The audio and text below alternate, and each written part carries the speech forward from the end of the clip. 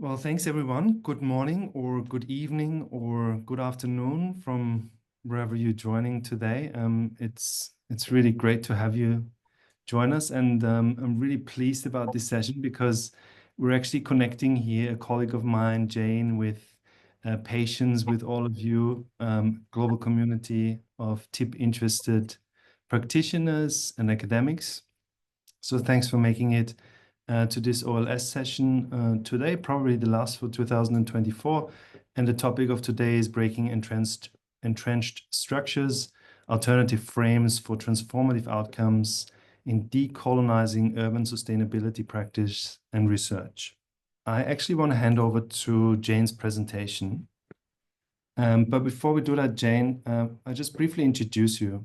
Jane is a colleague of mine at MSDI, the Monash Sustainable Development Institute, and Jane has just recently completed her PhD research at Monash University here in Australia, and she looked at processes of collaboration in transdisciplinary research for planetary health. Jane also holds a master's degree from Berkeley, and prior to her PhD, Jane worked in different sectors, including NGOs, government, and the private sector. And with that, I'll hand over to you, Jane. Thank you, Christoph. My name is Jane, and I'm a PhD candidate at Monash Sustainable Development Institute, yet to be conferred. For my PhD research, I looked into the process of transdisciplinary collaboration, and I proposed a practice framework which I hope can be used in finding new spaces and new ways for collaborative research, especially amidst entrenched structures that we're already familiar with due to various persistent legacies of our shared global colonial histories. I'd like to start by acknowledging again that today I'm calling in from, and much of this research was conducted on the lands of the Wurundjeri people of the Eastern Kulin Nation, where Monash campuses are located here in Melbourne, Australia. I acknowledge that this land was never ceded and pay respect to the elders past, present, and emerging. Thank you also to the wonderful TIPC team for organizing these learning series. I realize I'm a newcomer here, and I'm looking forward to learning from the other presentations as well as from the discussions. So using planetary health as a theoretical lens, I conceptualize sustainable development as broadly encompassing the interrelated axes of environment, health, and development.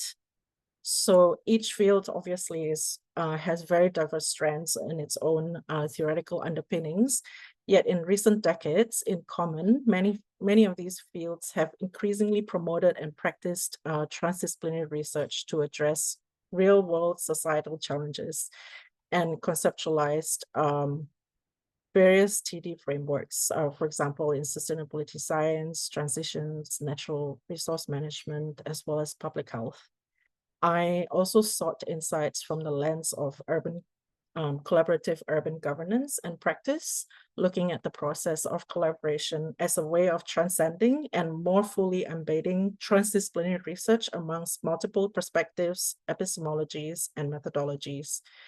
Of course, we can no longer ignore the increasing call for Indigenous and decolonizing perspectives that see knowing as intertwined with being and doing, which sits quite differently from most Western science knowledge systems. So while transdisciplinarity is well recognized as necessary, practical challenges remain and have also been well documented, some of which relate to higher transaction costs, historical scarcity of funding, and likelihood of tensions due to differences in epistemologies. Of course, there are many existing transdisciplinary frameworks and toolkits. This would be the first one and the last one. And while they offer valuable conceptual understanding, there are practical gaps, especially when conducting transdisciplinary research in the Global South. These frameworks, for example, describe the ideal typical research process, and they usually mention collaboration, but quite generically without sufficient elaboration as to how the process itself unfolds. And across the broad environment, health, and development fields, practical experiences from diverse fields have not been thoroughly synthesized and examined together for potential mutual learning.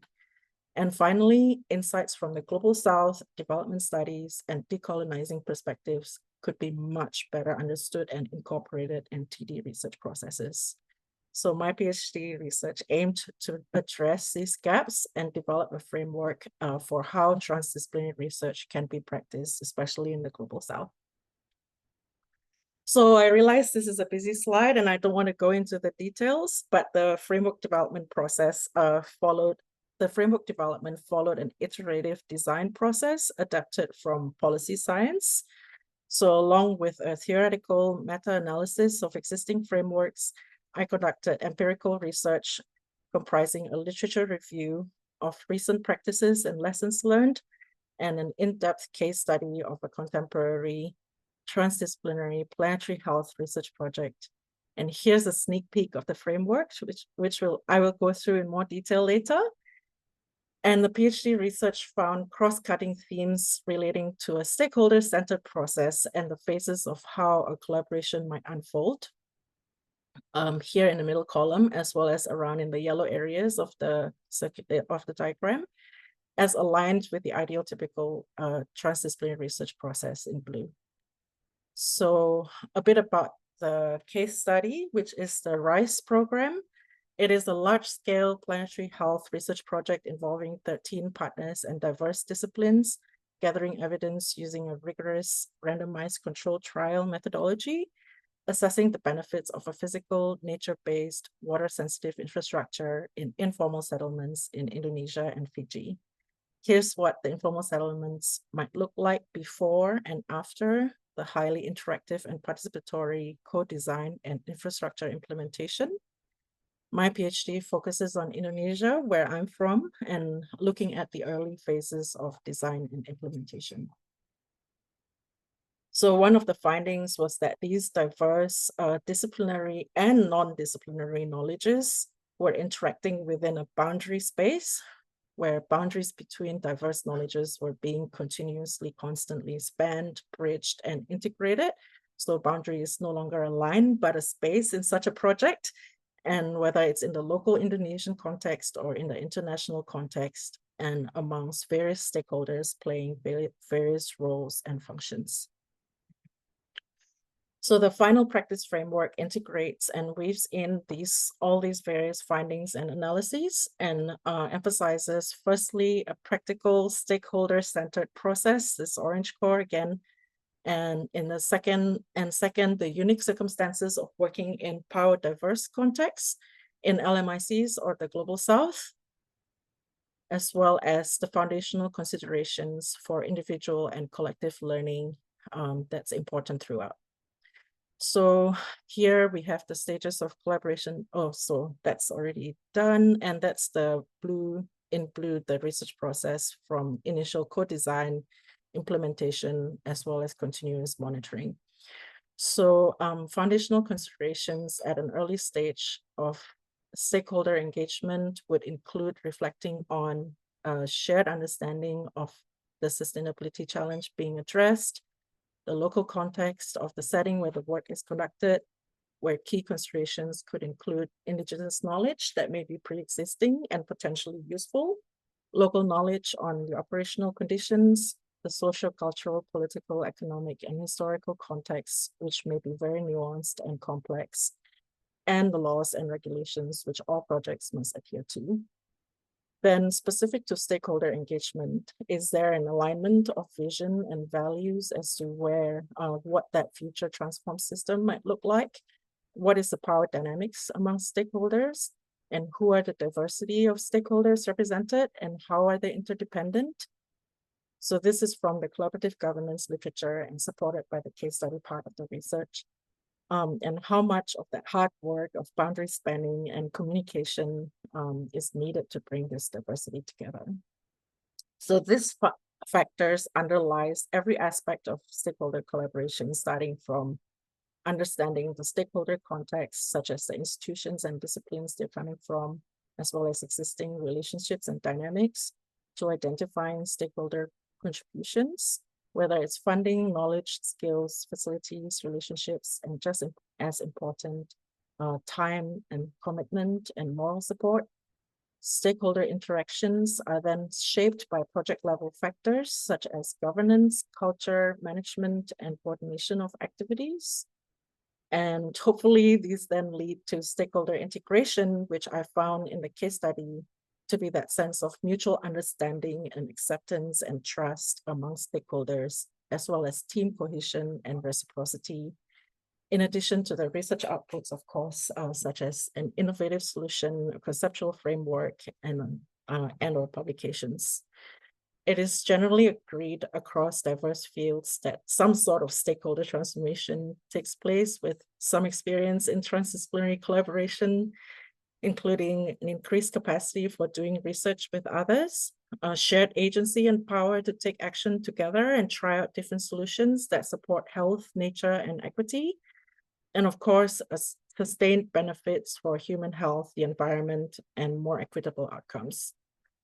So the concept of a practice framework itself is borrowed from the field of social work, which is commonly practiced in power diverse and vulnerable contexts. Power diverse contexts can include international North-South collaborations or South-South collaborations in LMIC contexts, or in other vulnerable settings in high-income country contexts, such as with marginalized populations. So I've also included a set of reflexive practice questions that can be used in conjunction with the diagram. The questions are organized around the foundational considerations here in the leftmost column and reinforce the framework's focus on stakeholder engagement. And in orange here, again, it's color-coded to reflect the stages of stakeholder collaboration and aligned with the research phases in blue. And the questions can be used as an individual or collective learning tool at the beginning and throughout the process, as well as later on as more stakeholders join in the collaboration. So that's just the first part, and that's the rest of the matrix. So you'll find more details, including references in these publications, which were co-authored with my supervisors. So with that, I'd like to leave with a quote, which seems relevant. We are here to awaken from our illusion of separateness. You know, we are all interlinked together. And this transdisciplinary research has definitely been a journey of personal transformation for me. Thank you once again, and I look forward to the discussions. Thanks, Jane. Really appreciate that. And congratulations again on finishing your PhD recently. Well done. And for cranking out so many publications already. That's pretty impressive. Thank you. I do want to go back briefly to the Menti results, which haven't worked before, because I wanted to show this to you. Here is the first one, which didn't work. I think you didn't see this. So this is how much you agree to those statements. And we can see that stakeholder engagement processes are a frequent part of your work, that they do help achieve work goals, and that it's something you want to learn more about. And the second one is the open question where you answered about how you use stakeholder engagement, or for which goals you use it. And there's three, I think, that perhaps stand out and we can bring to the discussion. That's going to happen next. One sort of topic, I guess, is about system level change, contribute to unlocking systems change. Here, Jane, that was probably you working on water sensitive cities stuff, which is also system level change. But then also here, this aspect of institutionalization. So it's about unlocking systems, but then also like defining and institutionalizing sort of new configurations. Then here is learning and knowledge co-creation, which stood out, enable learning and second order learning. And here, yeah, maybe another theme on community mobilization and participation, and yeah, just as inspiration for the discussion. And then we have two discussion prompts. How do you approach working across disciplines or sectors, and what are the challenges and benefits? And if you have initial thoughts on the frames and the work that Jane has just presented, please share them as well with the group. We are going to the next presentation now, and I'm going to hand over to Patience. Patience Nguni is an assistant professor at the Institute for Geosciences and Natural Resource Management at the University of Copenhagen. Patience is an urban scholar focusing on climate resilience, governance, justice in Africa and Nordic cities, with a particular focus on nature-based solutions. Patience is also a member of the Sustainable Transition Research Network, STRN, and a past member of its steering group. Patience is also part of the network of coaches for the TIP Resource Lab. Thanks for being here, Patience, and over to you for your presentation. Thank you, Christoph. Can you see my presentation? Yes. Okay, excellent. Thanks for that introduction. So good morning, good evening, good afternoon, everyone. I'll be presenting briefly on a case that we've been involved in, a transdisciplinary co-production case that we've been involved in Cape Town. It's a collaboration between the University of Cape Town and the University of Copenhagen. The title, I suppose, is Scaling Deep, Centering Resistance and Desire in Transdisciplinary Co-Production of Nature-Based Solutions in Cape Town. I don't know why it's not moving. Okay. Is it moving on your end, Christoph? I can see it. Okay, good. All right, excellent. So just a brief sort of contextualization of the city of Cape Town and why it was interesting for us. Cape Town is a very diverse and quite a complex post-apartheid city with the history of inequity and segregation sort of built into the city. And it's a prime example of a context with deep unresolved difference based on the segregation and inequity that came with apartheid. However, unlike most African cities, it does have high standards of governance and does have some resources for experimentation, infrastructure provision, and all that, even though that's limited, I suppose, by Western standards. It is a city facing infrastructure deficits in water, sanitation, hygiene, housing. It's also facing climate change impacts, biodiversity loss, rising inequality. A prime example being the drought, the 2015 to 2018 drought, and the sort of day zero that came with that.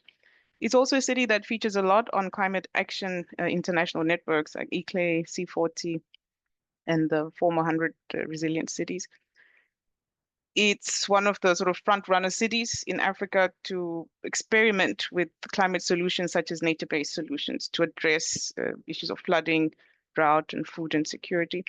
And it also has a very dynamic, responsive policy landscape to support that. So whilst nature-based solutions are sort of posited as one key pathway for adapting cities to climate extremes like flooding, drought, heat, they are not necessarily virtuous. And results from experimenting and implementing nature-based solutions can range from green gentrification to more, but also more transformative outcomes, depending on how it's done. So our project, which is called the Pathways to Water Resilient South African Cities, PAWS for short, is still ongoing. It's been 5 years now. Our main research questions were, what are the opportunities for repurposing stormwater ponds into multifunctional nature-based solutions in Cape Town using managed aquifer recharge? And we took this approach because Cape Town, like a lot of Southern African cities, has over 800 stormwater ponds as part of its stormwater drainage infrastructure. And this is green infrastructure that is, as you can see in the bottom right picture, that is designed to hold back water, to retain or detain stormwater, allowing the drainage system to release it slowly into the drainage system. So our approach has been, okay, what would happen if we transformed or retrofitted one stormwater pond into a multifunctional nature-based solution, and what would that mean for the other 800, or maybe not 800, but maybe 400 of those ponds around the city? Is this a way of building resilience into the city? Is this a way of seeing how the city and different stakeholders can work together towards adaptation? So, but these ponds, in reality, in Cape Town, are quite prone to invasion by informal settlements. And where they are not invaded, if they're in marginalized communities, they're seen as unsafe spaces that are constantly under surveillance, that need to be fenced off. And the one thing that we need to keep in mind is that Cape Town's infrastructure development remains haunted by the apartheid legacies of exclusion, dispossession, and violence. and there's an enduring mistrust between marginalized communities and the city. And in the case community that we decided to have our project in, it's in Mitchell's Plain. It's called Ronderflay Park. It is a marginalized community in the sense that people were moved. They were forcibly moved from District 6 in the 60s and 1970s in the center of Cape Town, and moved to these sort of model, or supposedly model townships far away from the city center as part of the apartheid urban planning regime. So when we went in to try and sort of kickstart our project, we had public information meetings, we had town hall meetings with the residents at Ronderflay Park around this one pond called Fulham Pond. And as we did that, in the beginning, everything was fine. But when we went in about 6 months later to start the retrofitting works, the construction and all that, which started off with monitoring boreholes, we had a very big pushback from the community. The community was not happy that we were there and that we had this contractor drilling boreholes in their pond. There were WhatsApp messages flying around in the community WhatsApp group. Why are Africans working at the pond? Which was very confusing for us. But yeah, so there was some racism, some aggression, a lot of xenophobia, and a lot of suspicion. And we realized that perhaps we'd gone about this, what we thought had been a sort of seamless, engagement process was falling apart, and maybe we had gone about it. It wasn't resulting in what we actually needed. So we slowed down our process, took a few weeks to try and understand what the community's issues were with us working at the pond.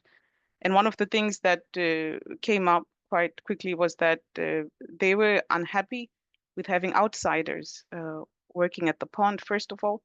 And some parts of the community felt they hadn't been, informed well enough in advance about what was going to happen. But more importantly, they felt that jobs and livelihood opportunities were going to outsiders, people who were not from the pond or from the locale.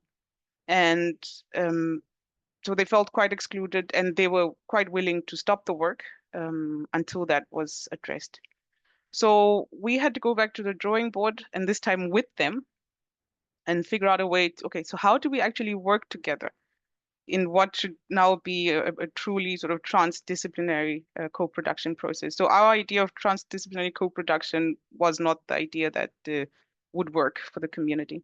So we went back to the drawing board, and one of the things that we had to do was to hire local teams of local youths to work with the contractor to do the retrofits, the physical retrofits for the managed aquifer recharge at the pond.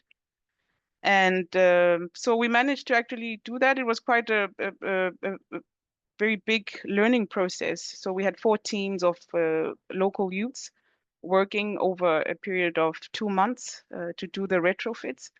And from that, they got a weekly stipend, weekly salary, and also, they would have a lot of questions about the pond, so what is the function of this place? We actually don't know what it's about, but we know we have to protect it from invasion, from informal settlers, from across the road, and such. But we don't know what its function is.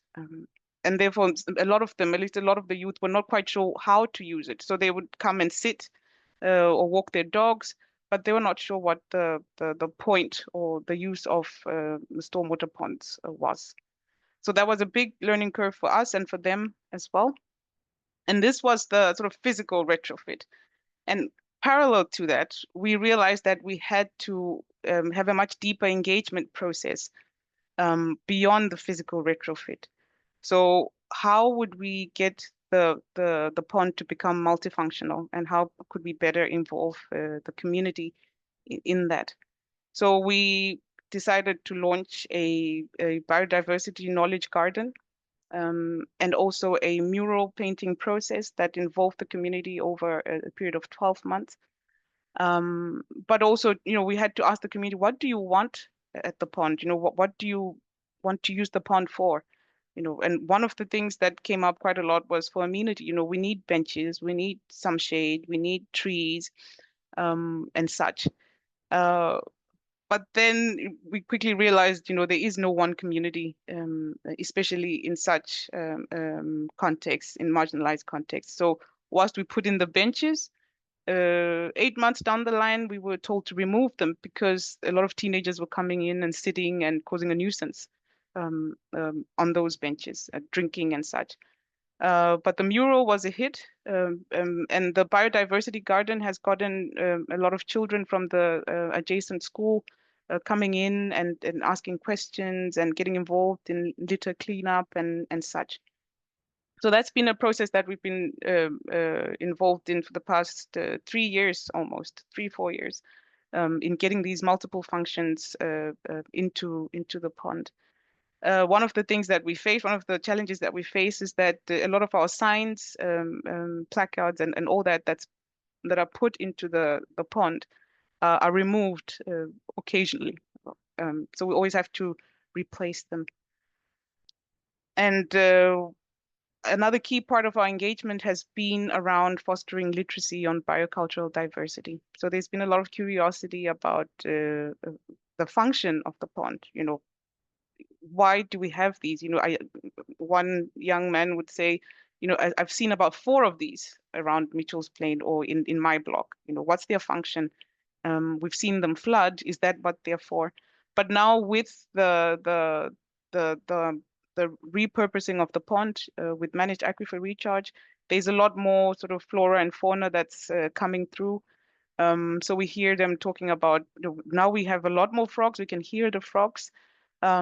But we also have children coming along, on weekends, looking at the weirs that we've put in, as you can see in the top left corner, playing on those V-notch weirs, and asking, why did you paint it green? Why does it have numbers on it? We've also had a process of having a local traditional leader helping us as we've done the mural, sort of informing the local community or local people about the different functions of the plants at the pond, culturally, what they are used for, and what is medicinal, what is not, but also starting to show people some of the sort of cultural anchors with nature that have been around even before colonialism.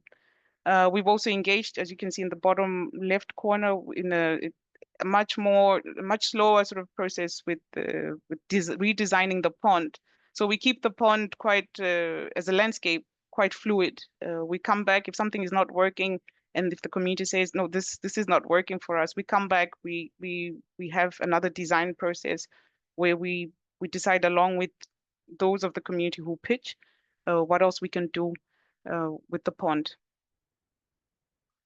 One of the key issues that we are seeing is, or that we are trying to address now that we have what we would call a multifunctional pond, or a living multifunctional pond, is the idea of stimulating stewardship and the renegotiating of roles. So who's responsible for a multifunctional pond? The normal monofunctional pond is the remit, or is under the mandate of the stormwater department. But now that it has a biodiversity function, there is some amenity on it. There's the sort of city level collaboration that needs to happen. But there's also questions of how can the community contribute to looking after the pond. So as you can see on the top right, we have a message from one of the community ladies talking about, I'm going to go to the pond and clean up. If anyone wants to come by, please meet me there in the morning. And then there's also an element of people asking, what else are we going to do at the pond? So there's ideas of, it doesn't look like a park. We are quite happy with how biodiverse it's become, with the kind of improved biodiversity, but it doesn't look like much. And so we get these messages about, well, we think more should be happening. It doesn't look like the park in some rich area in Cape Town. And yeah, so there is that where we still need to address with the community. So one of the things that we found in terms of this whole process, we have a paper coming out talking about scaling deep. We found that in contexts of deep unresolved difference, as you would find in post-apartheid, post-colonial context, scaling deep is a key implementation pathway for climate solutions or for climate adaptation. Before you can start scaling out solutions, you need to actually scale deeper, try and understand the context that you're in. And also one of the main things that we've found as we've worked with the communities, that it's important to allow these encounters, these research and climate action or climate development encounters to become spaces of resistance and refusal. So it means actually seeking out, if you're working in marginalized areas at least, seeking out what would be resistance or refusal in that context. Because we need to address a lot of these long-standing anxieties about dispossession and extraction, the mistrust between different stakeholders. And with that, we found that a decolonial stance was quite key in tapping into the desires of the so-called marginalized. And we have a quote from one of the youth who were involved in the construction process, that we can now tell them, the kids, that the reason the sandbag wall was built was so that the water stays here and the city council cannot steal it from us. So these are anxieties. So he wasn't there, when people were moved from District 6 to Mitchell's Plain, but it is something, it is an anxiety that is still found in this generation. And it's also about, problematizing this whole assumption of consensus-based participation. So perhaps what we should seek is not consensus. We should be looking for this idea of refusal, resistance, because from that it can be easier to understand what communities want and how they want to be related with. We've also found that as such, this becomes a very slow and negotiated process, so this kind of co-production and co-creation of multifunctional landscapes becomes a very slow process where, all actors now need to be accountable to each other, but also there's a likelihood of failure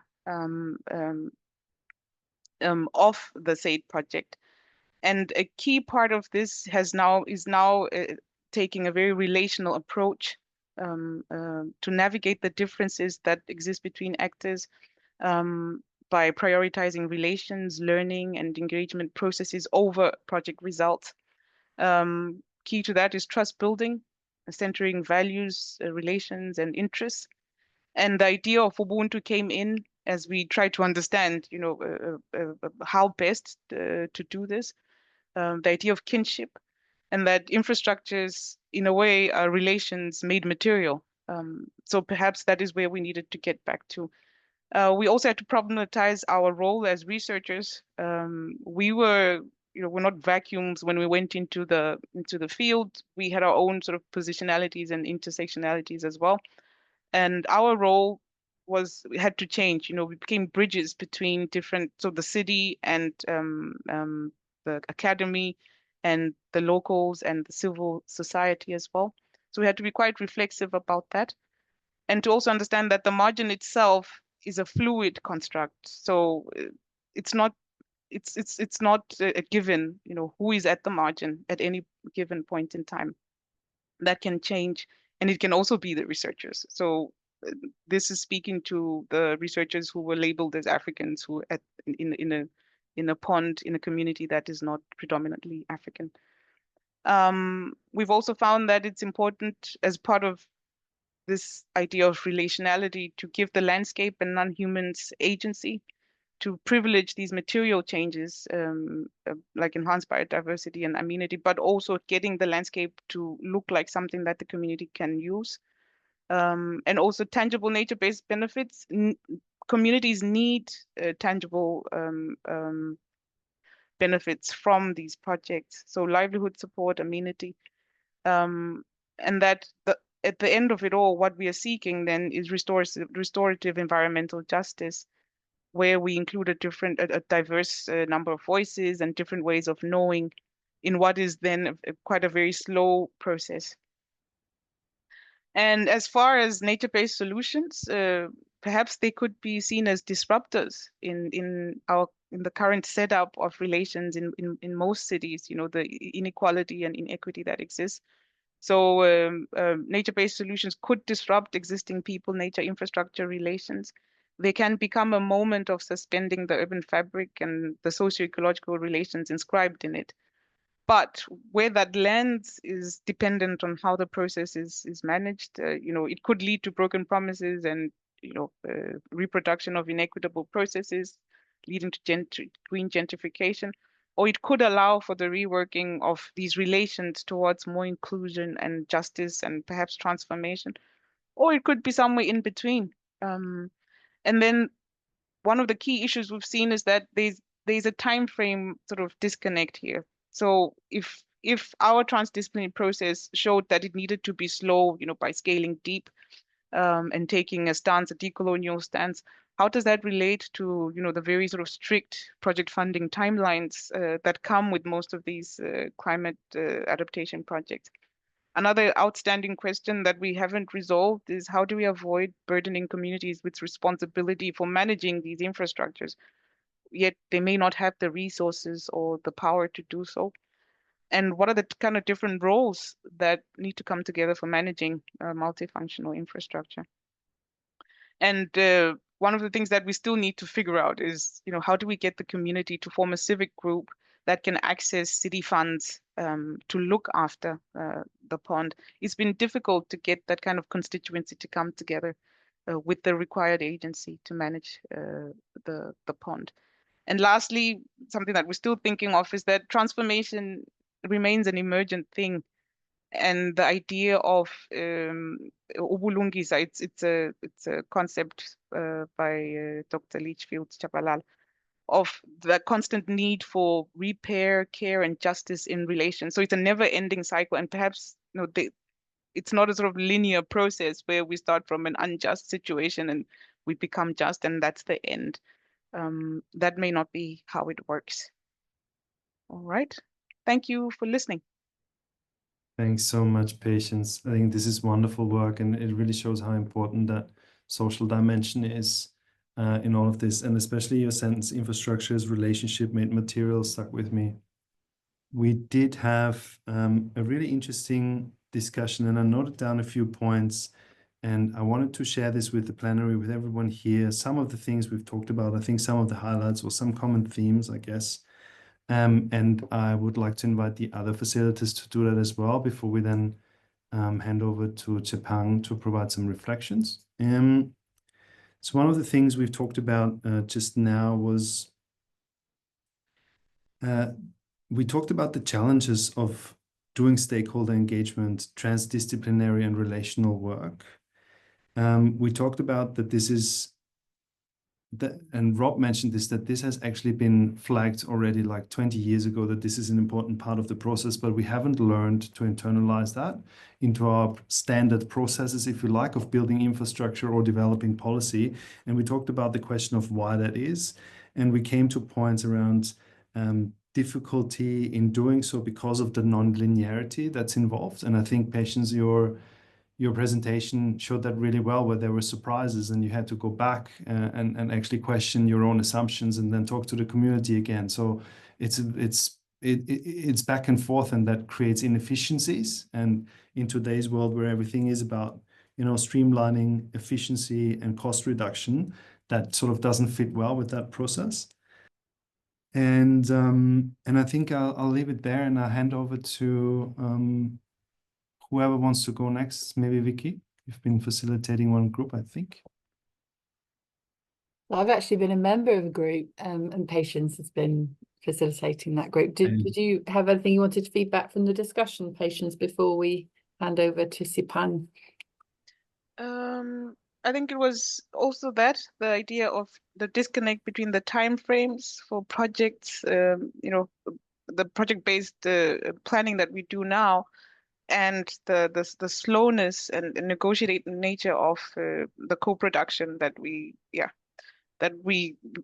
is needed for something that's transformative. So it was mainly that. But yeah, I think Tsebang has a much more integrated view of it. Tibang, please go ahead. I guess, Chris, this is taking straight to my input. Yeah. If I can just proceed from there. So I will try and be brief. So thanks, Jane. I think the engagement, stakeholder engagement in the transdisciplinary work is quite very important. Very insightful presentation from your side, and also from Precious, scaling deep. Your presentation, Precious, resonates quite a lot with me as a South African, but also having worked in cities and in housing development and infrastructure projects. So I will corroborate your points and work backwards, maybe starting from Jane's input. So from Jane's perspective, I think scaling deep is very important, and also local context is very important.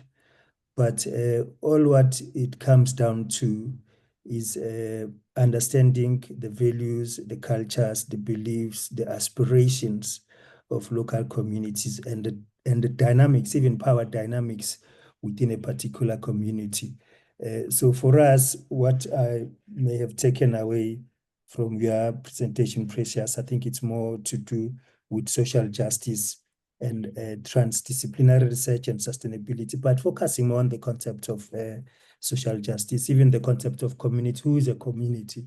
Is it a heterogeneous arrangement of a group of people? But do we even understand the power dynamics in that community? Because you'll begin to break that down into representation and versus a true decision-making power when you when you dig deep and delve in, you begin to see a whole lot of such dynamics around traditional leadership versus political representation and where power lies. So all of those dynamics are very, very important.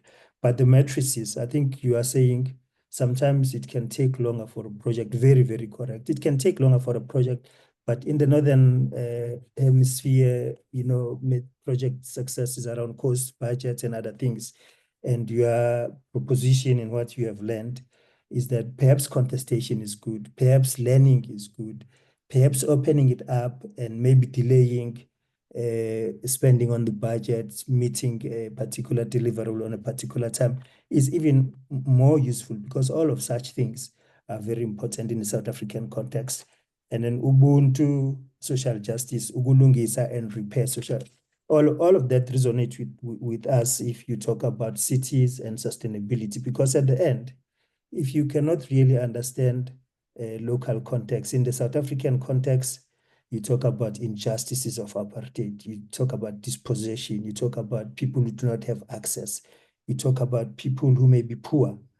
So how are you going to implement a project that just do not take that into account? So a lot of what you have learned is very important, but the tools around contestation and managing contestation, so what are those tools?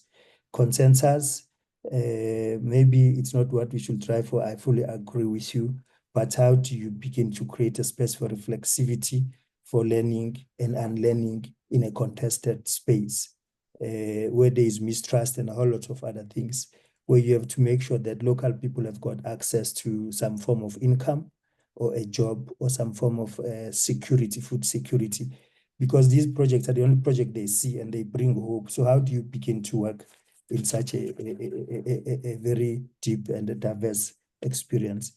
Exclusion, violence, inequality, racism, it's your context. So how do you design a sustainability transition, a transformative change program that takes into account that? Otherwise, you've got resistance immediately. Your project is not going to proceed, because the locals will say, we expect 10% of the budget or SMMEs to be participating in your project. How would you have assessed that?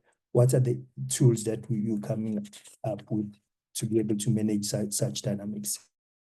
So very quickly to go to Jane. Jane, I fully agree again, the stakeholder integration, stakeholder engagement, and a whole lot of issues that you have raised around engagement and alignment with the vision and understanding what the future will be, and stakeholders articulating that themselves, the desired future, and how do you begin to engage and integrate the stakeholders. But you are now faced with power dynamics there, Jane. In my own small experience, I think the issues of trust When people come in together, does not mean they are a homogeneous group, which means they trust each other. The issues of dominance, who's got the biggest voice, the issues of power dynamics, and who's going to benefit and who will not benefit. How do you begin to bring all of these things to the table, and the satisfaction of beneficiaries themselves? Because if you can't manage those things, then you've got a serious problem. But stakeholder engagement and the framework that you presented, to me, resonates as I draw towards conclusion with 3 points. Maybe I may illustrate from one of the projects I was involved in around the self-help housing project. So you bringing a housing project to a community who has been politically dispossessed, and you bring a housing project, amongst other interests, is to do reconciliation of a community that was fighting during violence. You see, so there was one such project around self-help housing where you have to use infrastructure project, a transition sustainability project for housing to address these challenges, because there was violence, but they are using these projects to create a reconciliation. Then you've got two what you call terminologies that you may have to grapple with: collaboration, cooperation, and also coordination. Who is at the center if the model around stakeholder engagement is about coordination? Or is it more about cooperation, where all of these different varied institutions who represent different interests, who represent competing mandates, who represent financial constraints, have now to work with each other in an organized, layered fashion to achieve project results? But which models, which tools do we have?